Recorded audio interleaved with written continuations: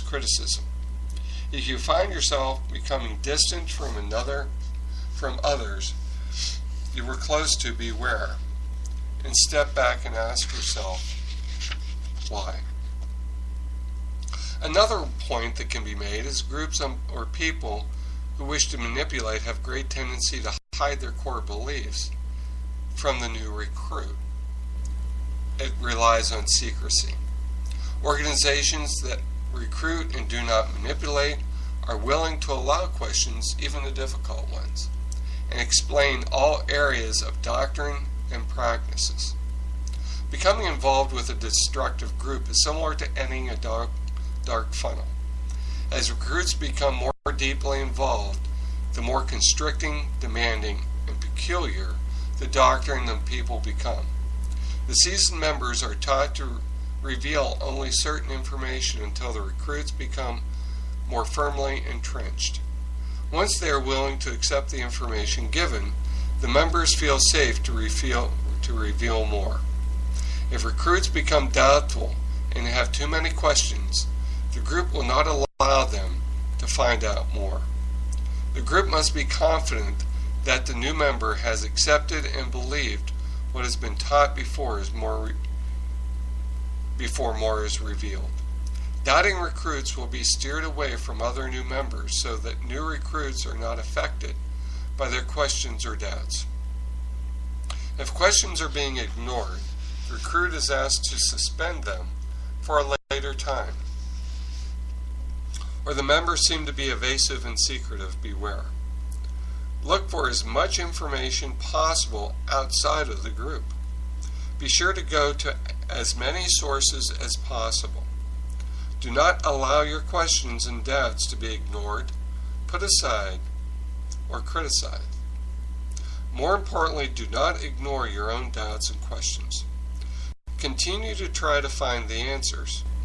A legitimate group will be patient and attempt to answer questions. It is a guarantee that if one continues to express doubts and ask questions in a manipulative group, he and she will not be there long. Another I like is the jargon. This is probably one of my favorite topics because speech means everything. It describes our existence. It paints mental pictures of something that you cannot see. And I'll only take a brief time introducing the point because I'll be discussing this in the next chapter. We think and speak in words. If I say the word drive, a picture may come to your mind. Yet only by putting the word in a context of a sentence would you know what I mean.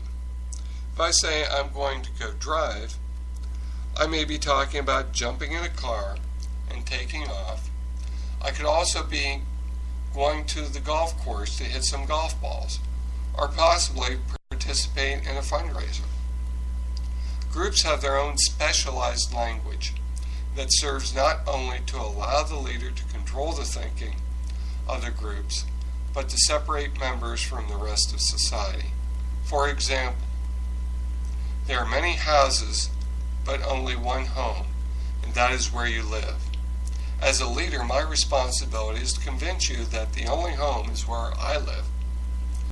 To the extent that I am successful in convincing you to do this, will determine the degree of control I have over your thinking process.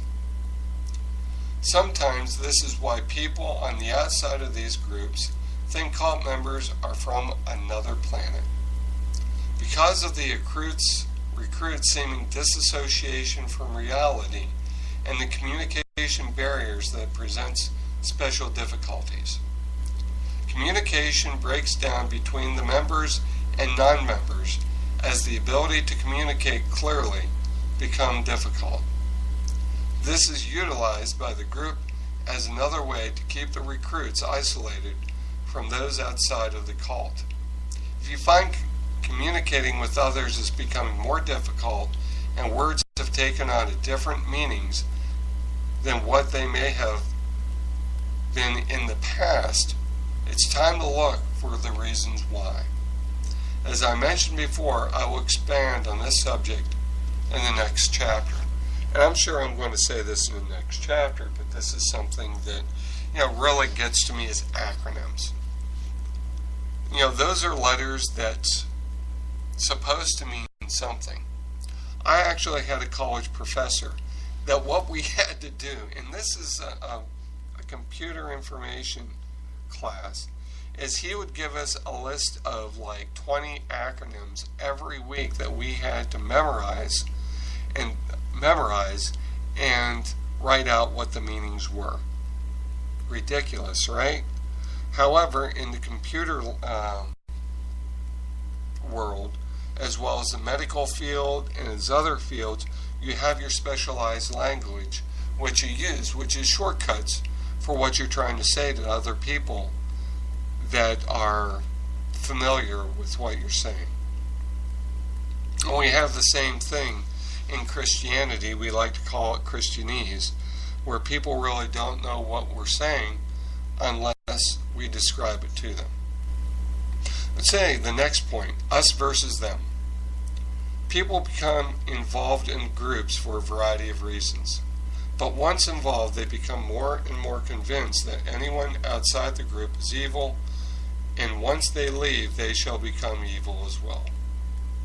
Stories are often told of people who left the group only to find that their lives have fallen into utter ruins. Any members that are entertaining thoughts about leaving find it very difficult to leave the validation of the group experience. The group has destroyed any possibility of existence outside of the group.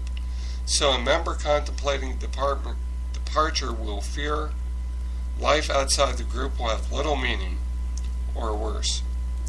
The member may even fear reprisal from the group if they speak negatively about the group or its leaders. This is a big red flag with Scientology, and it's been proven time and time again about what they do to ex-members or people that speak out against them.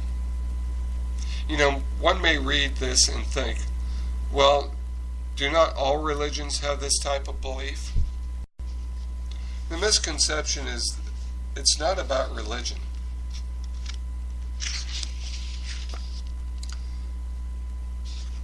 It is found in abusive religions and non-religious groups. People in some groups feel that they have a responsibility and a right to oppress or even destroy those that would come against their truth. Radical Islamic terrorists, that kind of comes to mind, doesn't it?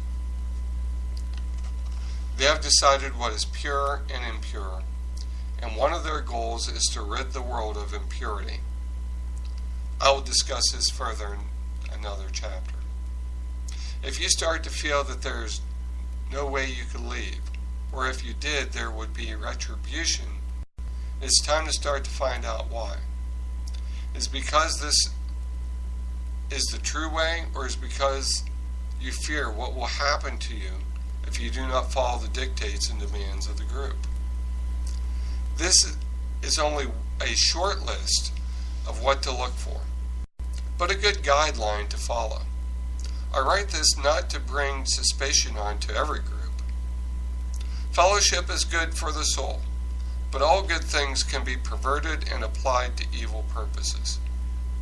A group is great to lend support and feeling of community, but in a cult, the community becomes a trap feeding on the ideals of the members and using them for their own ends.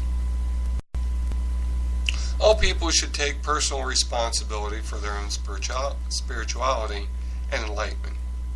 This means taking all the information available and making a fully informed decision about what they are becoming involved. I'm going to reread this. This means taking all the information available and making a fully informed decision about what they are becoming involved. Oftentimes, this means stepping back from the group to take an objective viewpoint. Not everything in a cult is bad. If it were, then members would have left at once rather than after a stay of months or even years. Remember the frog example?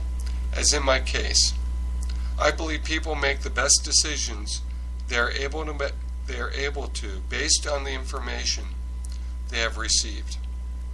In the case of cults, the problem is that they do not give you all the information, and that to the individual at the beginning of the person's involvement to make a fully informed decision. The recruit never receives all the information until they step away from the group and look at it objectively. Only then can a person make an accurate assessment of what is happening to them. In the next chapter, I will be describing some of the ways a person on the outside the group can keep communication lines open, so they may be able to give the recruit information they need to make an informed decision. So that's the end of chapter 13. Like I said, 14 and 15 I'll be putting together. But I want to take a moment to talk about abusive situations such as domestic violence. This is more of an emotional abuse and a physical abuse rather than a doctrinal abuse. The whole idea is that the person who's the abuser can't live without the person that is being abused. However, the abusee will do things that the abuser finds wrong, finds upsetting, and there will be retribution for what that is. There will be retribution to the person that's being victimized. I think the people that are listening to me that have gone through that know exactly what I mean. The same thing happens in a cult.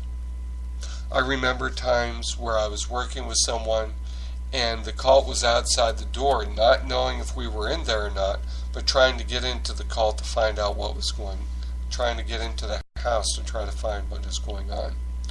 These are passionate people. Wrong, but passionate people. The problem is the ideology. Because how the group perverts the ideology is where that individual will end up being. I like to say that the tail of the snake follows the head. So a leader that is sexually perverse, the snake will go that way. If the leader is violent, the tail will go that way.